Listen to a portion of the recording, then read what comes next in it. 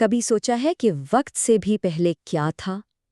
چلیں آج انسانیت کے آغاز سے بھی پہلے کے زمانے کا ایک سفر کرتے ہیں اور اس زمین کی وہ کہانی جانتے ہیں جو حضرت آدم علیہ السلام کی آمد سے بھی بہت پہلے آباد تھی۔ یہ سوال ذہن میں آتا ہے نا کہ پہلے انسان کے آنے سے پہلے اس سیارے پر آخر تھا کیا؟ کیا یہ زمین شروع سے ہی ایسی ویران تھی یا یہاں ہم سے پہلے بھی کوئی رہتا تھا؟ یہی وہ سوال ہے جو ہمیں کائنات کے ایک بہت ہی گہرے راز کی طرف لے جاتا ہے۔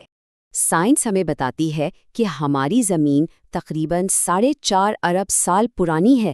ذرا سوچیں، یہ اتنا لمبا عرصہ ہے کہ اس کا تصور کرنا بھی مشکل ہے۔ لیکن دوسری طرف قرآن ہمیں بتاتا ہے کہ اللہ نے آسمانوں اور زمین کو 6 ادوار یعنی 6 ایام میں بنایا۔ اب یہ یوم ہمارے 24 گھنٹے والے دن نہیں ہیں، یہ بہت طویل دور ہو سکتے ہیں، شاید کروڑوں سالوں پر پھیلے ہوئے، جو اللہ کے عظیم منصوبے کو ظاہر کرتے ہیں۔ تو پہلا سوال تو یہ ہے کہ آخر یہ سب کچھ بنایا ہی کیوں گیا؟ قرآن اس کا جواب بالکل صاف دیتا ہے کہ یہ کائنات کوئی کھیل تماشا نہیں ہے۔ ارشاد ہوتا ہے، اور ہم نے آسمانوں اور زمین کو کھیل کے طور پر پیدا نہیں کیا۔ مطلب ہر ستارے، ہر سیارے اور زمین کے ہر ایک ذرے کے پیچھے ایک بہت بڑا مقصد چھپا ہوا ہے۔ تو پھر انسان سے پہلے اس سیارے پر کون آباد تھا؟ تاریخ اور روایات ہمیں بتاتی ہیں کہ ہماری آمد سے بہت بہت پہلے یہ زمین دوسری مخلوقات کا گھر تھی، ایسی مخلوقات جن کی کہانیاں وقت کی گرد میں کہیں کھو گئی ہیں۔ اچھا، اب یہاں 2 بالکل الگ قسم کی مخلوقات کی بات ہو رہی ہے۔ ایک طرف تو تھے ڈائناسور اور لا تعداد جانور جو صرف اپنی جبلت کے غلام تھے، ان کے پاس کوئی عقل یا صحیح غلط کو چننے کی آزادی نہیں تھی۔ لیکن دوسری طرف تھے جنات، ایک ایسی مخلوق جسے اللہ نے نہ صرف عقل اور شعور دیا بلکہ سب سے اہم چیز انتخاب کی آزادی بھی دی، اور یہی طاقت ان کی سب سے بڑی آزمائش بننے والی تھی۔ اچھا، تو یہ جنات آئے کہاں سے؟ قرآن پاک میں اللہ تعالیٰ فرماتا ہے، اور جنات کو اس نے آگ کے شعلے سے پیدا کیا۔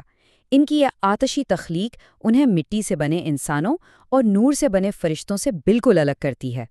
تو چلیں اب جنات کی کہانی دیکھتے ہیں کہ کیسے وہ عروج پر پہنچے اور پھر کیسے ان کا زوال ہوا۔ روایات کے مطابق انسان سے لاکھوں سال پہلے اللہ نے جنات کو اس زمین پر اپنا نائب بنایا، انہیں طاقت دی، علم دیا اور وہ سب کچھ دیا جس سے وہ ایک پرامن تہذیب بنا سکتے تھے۔ تو پھر سب کچھ بگڑا کیسے؟ یہ 4 مراحل میں ہوا۔ پہلے تو سب ٹھیک تھا، سب اللہ کی عبادت کرتے تھے۔ پھر ان کی تعداد بڑھی، انہوں نے بڑی بڑی سلطنتیں بنا لیں، لیکن طاقت کے ساتھ آیا تکبر۔ وہ مغرور ہو گئے اور اللہ کے حکم کو بھول گئے، اور پھر آخر میں وہی ہوا جس کا ڈر تھا، انہوں نے آپس میں جنگیں شروع کر دی اور زمین کو خون سے بھر دیا۔ لیکن اس سارے فساد اور تباہی کے بیچ ایک جن تھا جو ان سب برائیوں سے دور صرف اللہ کی عبادت میں لگا رہتا تھا۔ اس کا نام تھا عزازیل۔ اس کی عبادت کا درجہ اتنا بلند ہو گیا تھا کہ اسے فرشتوں کی محفل میں جگہ مل گئی، یہاں تک کہ وہ ان کا استاد کہلایا۔ لیکن اس کا اصل امتحان تو ابھی باقی تھا۔ جب زمین پر جنات کا فساد حد سے بڑھ گیا نا، اور ان کی سرکشی آسمانوں تک پہنچ گئی، تو اللہ کا غضب حرکت میں آیا۔ اب وقت آ گیا تھا کہ زمین کو اس خونریزی سے پاک کیا جائے۔ اللہ کے حکم سے فرشتوں کی ایک بہت بڑی فوج زمین پر اتری، اور پتہ ہے اس فوج کو کون لیڈ کر رہا تھا؟ وہی عبادت گزار جن، عزازیل۔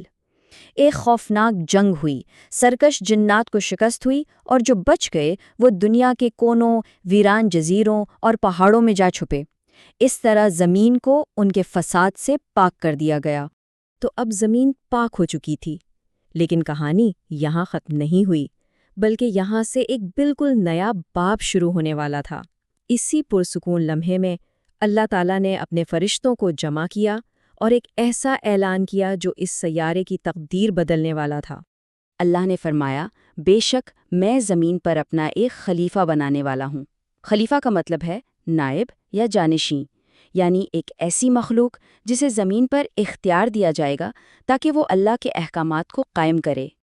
یہ سن کر فرشتوں نے، جو جنات کا ہولناک انجام اپنی آنکھوں سے دیکھ چکے تھے، بڑے ادب سے پوچھا، کیا تو زمین پر ایسی مخلوق بنائے گا جو وہاں فساد پھیلائے گی اور خون بہائے گی؟ یہ کوئی اعتراض نہیں تھا، بلکہ ایک ڈر تھا کہ کہیں یہ نئی مخلوق بھی جنات کی طرح نہ نکلے۔ اس پر اللہ تعالیٰ نے وہ جواب دیا جو اس کی لامحدود حکمت کو ظاہر کرتا ہے۔ بے شک میں وہ جانتا ہوں جو تم نہیں جانتے۔ اللہ جانتا تھا کہ انسانوں میں اگر قابیل جیسے فسادی ہوں گے تو وہیں ابراہیم، موسیٰ اور محمد صلی اللہ علیہ وآلہ وسلم جیسے نبی بھی ہوں گے جو زمین کو نیکی اور نور سے بھر دیں گے۔ اس الہی اعلان کے بعد وہ عظیم منصوبہ شروع ہوا جس کے لیے یہ ساری تیاری کی گئی تھی، انسانیت کے باپ حضرت آدم علیہ السلام کی تخلیق۔ اور اس کا آغاز ہوا اللہ کے ایک حکم سے، جب 4 بڑے فرشتوں کو زمین سے مٹی لانے کے لیے بھیجا گیا۔ یہاں ایک بڑا دلچسپ واقعہ پیش آیا۔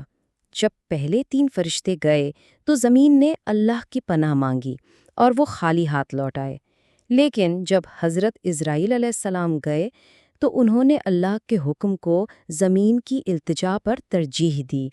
ان کی اسی اطاعت کی وجہ سے اللہ نے انہیں وہ عظیم ذمہ داری سونپی جو آج تک ان کے پاس ہے، انسانوں کی روح قبض کرنا۔ اسی لیے انہیں ملک الموت یعنی موت کا فرشتہ بھی کہا جاتا ہے۔ تو اس مٹی سے حضرت آدم کا پتلا جنت میں بنایا گیا اور وہ ایک لمبے عرصے تک وہیں بے جان پڑا رہا۔ اس دوران عزازیل اس مٹی کے پتلے کے پاس آتا اور طنز کرتا، یہ سوچ کر کہ میں تو آگ سے بنا ہوں، یہ مٹی سے، میں اس سے بہتر ہوں، اور آہستہ آہستہ تکبر اس کے دل میں گھر کرتا گیا۔ اور پھر وہ فیصلہ کن گھڑی آ گئی۔ اللہ نے اپنے حکم سے اس مٹی کے پتلے میں روح پھونکی۔ جیسے ہی زندگی کی پہلی سانس داخل ہوئی، حضرت آدم علیہ السلام نے چھینکا اور ان کی زبان سے پہلا کلمہ نکلا، الحمدللہ، تمام تعریفیں اللہ کے لیے ہیں۔ لیکن اس معجزے کے فوراً بعد کائنات کی سب سے بڑی آزمائش شروع ہوئی۔ اللہ تعالیٰ نے تمام فرشتوں اور اس عبادت گزار جن عزازیل کو حکم دیا، آدم کو سجدہ کرو۔ یہ ایک بالکل صاف اور سیدھا حکم تھا۔ یہی وہ لمحہ تھا جس نے فرما برداری اور نافرمانی کے بیچ ایک لکیر کھینچ دی۔ تمام فرشتوں نے فوراً سجدہ کیا بغیر کوئی سوال کیے، لیکن عزازیل اپنی عبادت اور اپنی اصلیت کے گھمنڈ میں اکڑا کھڑا رہا۔ جب پوچھا گیا کہ کیوں سجدہ نہیں کیا تو اس کا جواب تکبر سے بھرا تھا، آپ نے مجھے آگ سے پیدا کیا اور اسے مٹی سے، اور آگ مٹی سے افضل ہے۔ اس نے اپنی منطق کو اللہ کے حکم پر ترجیح دی۔ اور بس یہی وہ ایک انکار تھا، نافرمانی کا ایک فیصلہ جس نے لاکھوں سال کی عبادت گزار عزازیل کو ہمیشہ کے لیے ابلیس بنا دیا۔ ابلیس جس کا مطلب ہے مایوس اور لعنتی۔ اسے اللہ کی بارگاہ سے نکال دیا گیا، لیکن جاتے جاتے اس نے قیامت تک کے لیے انسان کو بہکانے کی مہلت مانگ لی، اور یہیں سے انسان اور شیطان کی ازلی دشمنی شروع ہو گئی۔ تو اب جب کہ انسانیت کی کہانی جنت میں شروع ہو چکی تھی، شیطان نے حضرت آدم اور حوا علیہ السلام کو بہکانے کے لیے آخر کیا چال چلی، اور اس ممنوع درخت کا راز کیا تھا جس کے قریب جانے سے انہیں روکا گیا تھا؟ یہ وہ سوالات ہیں جو ہمیں اس داستان کے اگلے اور بہت ہی دلچسپ باب کی طرف لے جاتے ہیں۔